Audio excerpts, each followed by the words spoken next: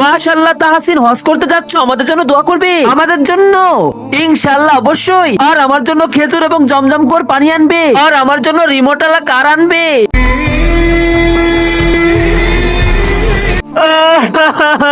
আরে তাহসিন ভাই, আরে তাহসিন ভাই, আপনি তো হজে যাচ্ছেন, আপনি তো খুশি থাকবেন, কান্না করছেন কেন? আজকে দেখবো শয়তানকে হারিয়ে কারা কারা আল্লাহকে ভালোবাসে। যারা আল্লাহকে ভালোবাসবে তারা এই ভিডিওতে লাইক করে চ্যানেলটি সাবস্ক্রাইব করে দিবে। আর যারা শয়তানকে ভালোবাসবে তাদের ভিডিও দেখার দরকার নেই, কমেন্টে আল্লাহু আকবার লিখে দাও। ইমাম সাহেব, আমি তো হজ করতে গিয়েছিলাম, কিন্তু সেইখানে আমি কাবাঘর দেখতে পারি না, এইজন্য কান্না করতেছি।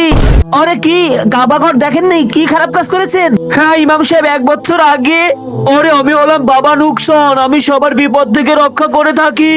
বাবা আমাকে এমন কালা জাদু করে দাও, আমার বন্ধুকে ধ্বংস করে দাও, আমাকে অনেক টাকাওয়ালা বানিয়ে দাও। ওকে, তোর কাজ হয়ে যাবে।